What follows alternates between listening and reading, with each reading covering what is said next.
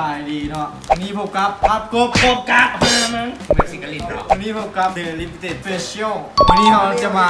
ถ่าย MV เนาะในเพลง Mr. John มีคนเฟซน้ำโนเนมเว้ย ซึ่งวันนี้ก็ได้โดล่ามาเล่นเป็นโนเนมเนาะซึ่งอาจจะบอกเปิดเผยไผ่ฮู้เนาะว่า เอาเปิดแล้วเปิดมันเสีย เสีย ง ง ไป ไป ฮะ ฮะ นะ นะ เสียงไปฮู้ แต่ว่าให้ดอลลาร์ เด้ค่อยเป็นแบบตัวสำพองอ่ะ ตัวแทนของโนเนม ตัวสำพอง ยังเป็นตัวสำพอง เดี๋ยวนี้กัน12 โมงป่ายเนาะเอาสิเริ่มถ่าย12 โมงครึ่งเนาะป ต้อ ระ ง มา ซ้อ ณ มทายแท้กับประมาณโมง 1 โมง เซ็ตสร้างอีกเราเบิ่งการเซ็ตสร้าง ไปเบิ่งการซิดสั่งกันได้เนาะ ตอนนี้เขาอ่ะก็จะเข้ามาสัมภาษณ์นักแสดง MV เนาะว่าเขาเจ้ารู้สึกจังไดเริ่มที่พระเอกเลยเนาะรู้สึกจังไดพระเอกมันกับมุนๆแหละเนาะ ซ้อมมาแล้วเมื่อวานนี้ก็ซ้อมวันนี้ก็ทายแท้คันเฮาสิติดตามนี่เฮาติดตามทางใดติดตามได้ที่เพจ Facebook Mr. John แล้วก็ YouTube Mr. John Channel เนาะ ออฟฟิเชียล Official เอ้ยลืมซ้ำไปแต่ไว้ในลิงก์นั่นแหละฝากติดตามกันแน่ผู้กำกับเฮ้ยโปรดิวเซอร์ใครเนี่ยบ่ฮู้บ่จังได๋ มื้อนี้ก็ยากเลยนึงเพราะว่าถ่ายลองเทคแบบ ประสบการณ์ใหม่เนาะ ลองเทคแบบพลาดวันนึงคือเรื่องใหม่หมดเลยแบบมานี่ซึ่ง ตัวใดคาดตัวนั้น วาสิไทยเปิดรายการแต่เช้าละแต่พบกันวาสิเป็ดไทยกับมิกเนาะที่ว่าเอากิมบอลมาให้ยืมเนาะต้องขอบใจมิกเนาะจากซ่องไมมิกคนข้างบ้านเนาะที่ให้ยืมอุปกรณ์ในการถ่ายทำเนาะขอบใจกิมบอลเนาะขอบใจเนาะมือเช้าวาสิไทยเปิดคลิปแล้วกันแล้วเลยแต่โบทันมิกออกมาก่อนแล้วตัดไป ยังเหลืออันนี้เด้ โนเนม แล้วตัดไปทางฮาร์ดล็อกเกอร์เนาะแข่งขับเซิร์ฟพิเศษมันซื้อจริงไหน กูชื่อยังไงล่ะกู มันคือจริงไหนโอ้ กูชื่อบูแหละ เฮ้ยมึงสิว่า เอามันซื้อจริงไหนบ้างมา เดี๋ยวถามเขาเฮ้ยว่าจะไหนเฮ้ย มาจริงไหนมันซื้อ เอาคือเรื่องของมึง มึงซื้อกันไหน อันนี้ว่าบอลอันนี้เป็นโนเนมเนาะแบบว่าบอลมันเป็นตัวแทนของศิลปินที่โบย้อมเปิดเผยตัวเนาะ ศิลปินเถื่อนนะแบบ ที่เป็นเทียน โอเคเนาะตอนนี้เจ้าของกิมบอลได้มาเนาะหากระว่าเมื่อกี้เจ้าของมาเองเนาะเจ้าของมาเองเนาะของใครคนข้างบ้านเนาะซ่อง คืออย่างนี้คืออย่าง เป็นอีกบุคคลหนึ่งที่แบบว่า เอาเสาเดี๋ยวคิดว่า เป็นบุคคลหนึ่งที่แบบว่าถ้าผมมีอุปกรณ์นี้ MV อาจจะบอกมาดีประมาณนี้ เพื่อจะมาอยู่นี่ดูต้องมุสบาโลขึ้นเลยนี่ก็มาสวยThe Limited Thai MV แรปของ มิสเตอร์จอห์น มิสเตอร์จอห์นท้องเมืองเดี๋ยวมาเบิ้งเลยว่าเบิ้งหลัง MV มันจะเป็นยังไงไปเบิ้งกันเลย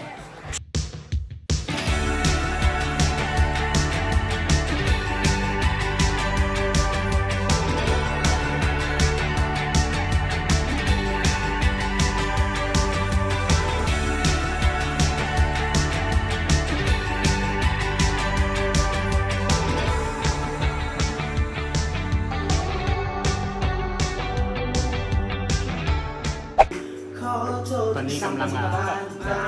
เทรนกันอยู่แบบว่ากำลังทดสอบเรื่อง ถ้าหายไปนั่นตั้งหายไปแล้วยางออกไปฟังนี่นอนจัง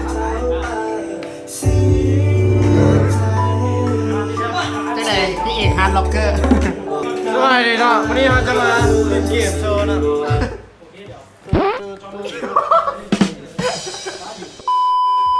ตอนนี้แมนเริ่มถ่ายแท้ละเทคหนึ่งขนาดนี้ฮัลโหลเจมส์ตอนนี้กำลังจะถ่ายเทคหนึ่งเนาะถ่ายตัวแท้เลย มาพร้อมสัวพร้อมบอ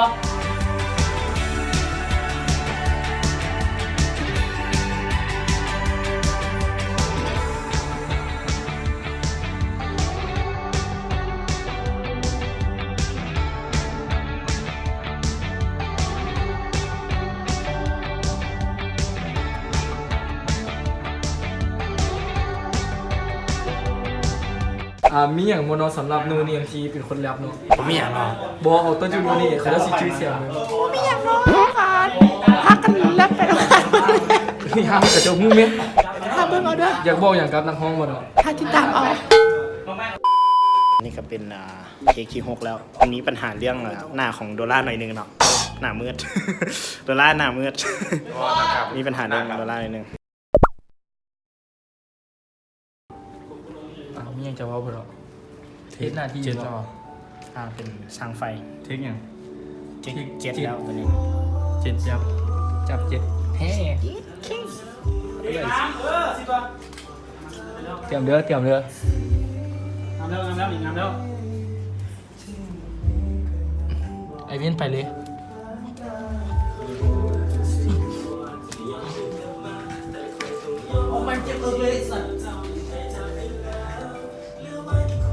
ไว้คนนั้นนั่งเลย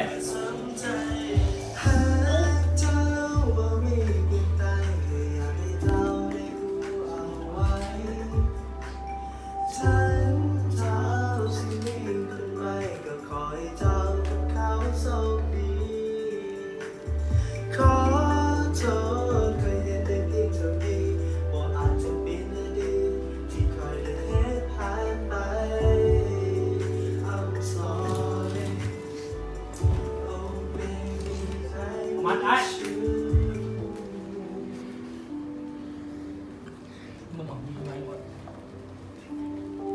เฮ้ยจีเด็กตัวสิบ อาการเขาเป็นเซต้า เป๊ะเดี๋ยวเจบุยูเฮ้ย เจียบุยูอารมณ์ปิด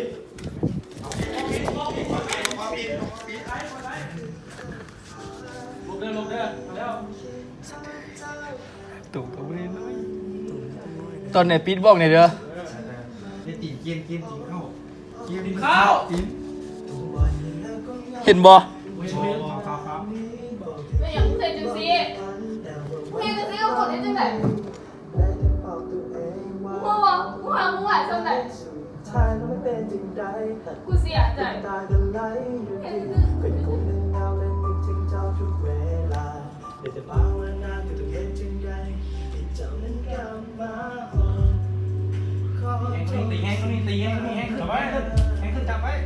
สบัด โอ้ย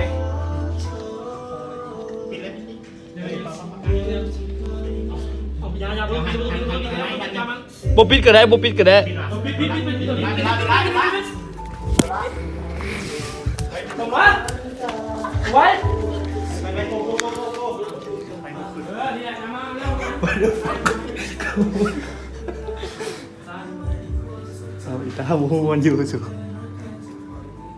ยังกันเลยยังกันไปเลย กูยืดท้องนั่น ยืนนี่แหละก็เลยอยากเข้าไป อย่ายืดท้องไม่ได้ออกมาเลย บอกจบแล้ว สิออกมาแล้วบอกไงเด้อ บอกจบเลยจบแล้ว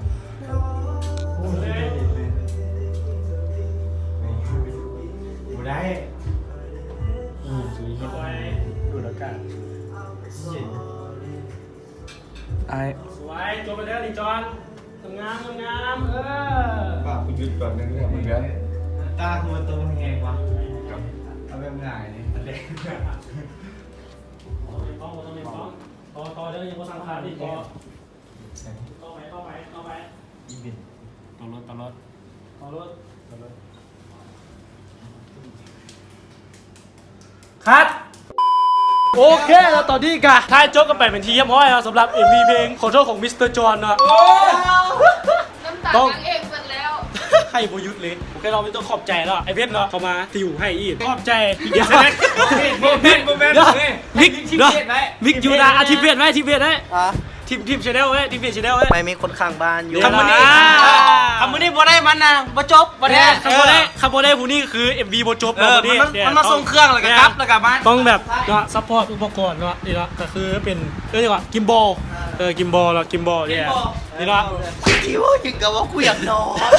ขอบใจนังเอง ขอบใจนักเองเนาะกีตาร์เนาะเพจ ชาแนล YouTube กีตาร์ชาแนล เอากีตาร์กันฝากกันเลยพี่เต็ดเขาดำเลยโอเคเราบริการแล้วปิดกอง